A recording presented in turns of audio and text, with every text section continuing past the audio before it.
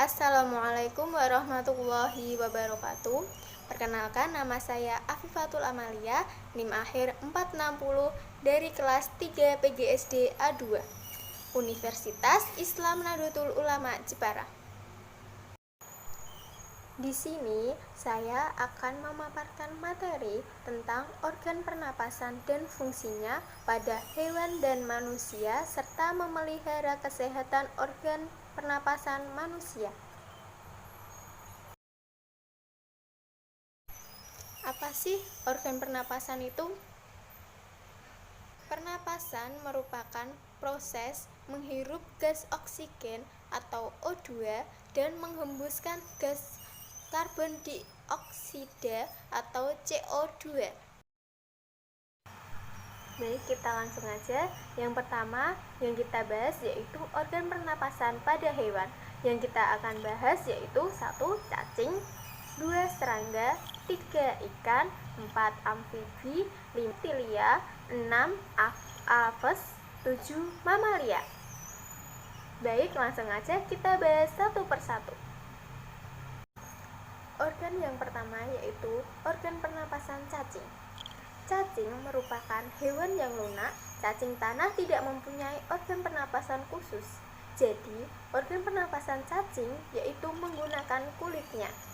Oksigen masuk ke dalam tubuh cacing melalui permukaan kulit tubuhnya yang basah.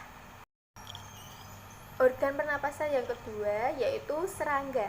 Contohnya belalang. Belalang mempunyai organ pernapasan yang pertama yaitu mulut.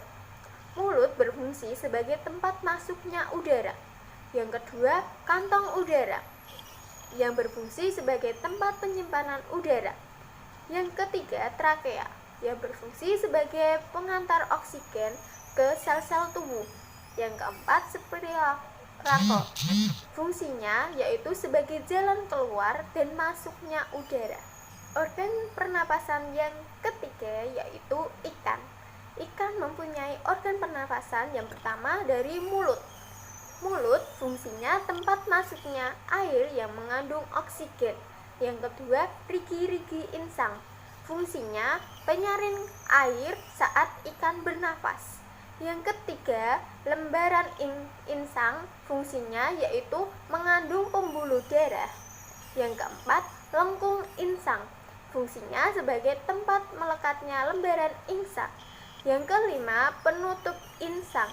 Fungsinya untuk menjaga oksigen agar tidak keluar. Jadi, organ pernapasan ikan yang hidup di air adalah insang.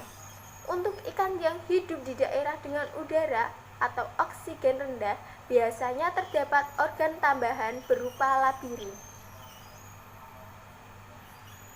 Organ pernapasan yang keempat yaitu amfibi, contohnya katak. Katak mempunyai organ pernapasan yang pertama dari rongga mulut, yang berfungsi sebagai tempat masuknya udara. Yang kedua, koane, yang berfungsi sebagai penghubung rongga hidung dan rongga mulut. Yang ketiga, paru-paru dan kulit, yang berfungsi sebagai alat pernapasannya. Jadi, katak tidak memiliki diafragma, sehingga pernafasan katak dibantu oleh otot dan rahang bawah. Katak juga bernafas dengan kulitnya. Organ pernapasan hewan yang kelima yaitu reptilia. Contohnya kadal. Kadal mempunyai organ pernapasan yang pertama lubang hidung, yang berfungsi sebagai tempat masuknya udara. Yang kedua, trakea yang panjang dan menonjol, agar tidak sesak napas ketika menelan mangsa. Yang ketiga yaitu paru-paru, yang berfungsi sebagai alat pernapasan kadal. Yang keempat, tulang rusuk, yang berfungsi sebagai berkontraksi saat oksigen masuk, bereaksi saat karbon dioksida keluar. Jadi, organ pernapasan reptil tersusun atas hidung, tenggorokan, dan paru-paru. Untuk hewan reptil yang sebagian besar waktunya dihabiskan di air seperti buaya, buaya punya sebuah katup penutup di pangkal tenggorokannya. Untuk penyu dan kura-kura memiliki organ pernafasan tambahan yaitu kloaka. Organ pernafasan hewan yang keenam yaitu burung. Burung mempunyai organ pernafasan yang pertama yaitu paruh atau lubang hidung. Lubang hidung berfungsi sebagai tempat keluar masuknya udara. Yang kedua, trakea yang berfungsi sebagai batang tenggorokan. Yang ketiga, kantong udara. Kantong udara dibagi menjadi dua, yaitu kantong udara anterior dan kantong udara posterior. Kantong udara anterior terletak di pangkal leher dan rongga dada.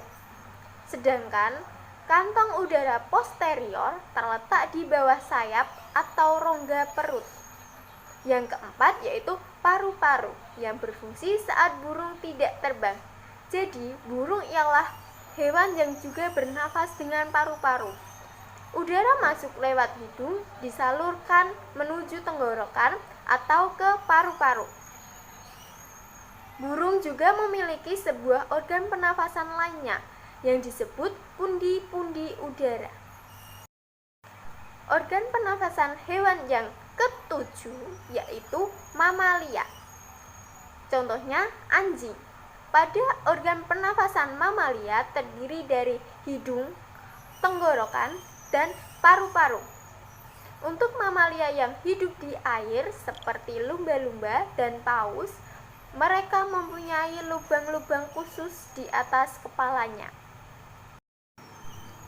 Materi yang selanjutnya yaitu organ pernafasan pada manusia.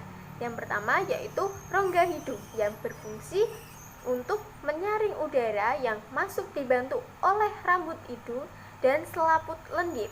Yang kedua, faring yang berfungsi untuk menyalurkan udara ke laring. Yang ketiga, laring yaitu menghubungkan faring dan trakea. Yang keempat, trakea atau batang tenggorokan yang berfungsi sebagai penyaring udara untuk bantuan rambut getar. Yang kelima yaitu bronkus yang berfungsi untuk mengalirkan udara ke paru-paru. Yang keenam yaitu alveolus yang berfungsi tempat pertukaran oksigen dan karbon dioksida. Yang ketujuh yaitu paru-paru, organ utama pernapasan manusia. Yang selanjutnya yaitu cara memelihara kesehatan organ pernapasan manusia. Yang pertama yaitu menutup bagian hidung saat sedang di daerah yang berdebu. Yang kedua, menutup hidung dan juga mulut ketika sedang bersin maupun batuk, serta tidak meludah di sembarangan tempat. Yang ketiga, melakukan imunisasi BCG untuk menghindari tuberkulosis. Yang keempat, memelihara kesehatan lingkungan sekitar. Yang kelima, jauhi rokok atau orang yang merokok. Yang keenam, membersihkan tangan dan kaki menggunakan sabun terutama sesudah berkegiatan di luar rumah. Yang ketujuh, yang terakhir yaitu makan makanan yang bergizi. Nah, itu tadi adalah pemaparan materi tentang organ pernafasan dan fungsinya pada hewan dan manusia serta memelihara kesehatan organ pernafasan manusia. Semoga bermanfaat. Sekian dari saya. Apabila ada salah kata atau perbuatan, mohon dimaafkan. Terima kasih. Wabillahi taufik wal hidayah. Wassalamualaikum warahmatullahi wabarakatuh.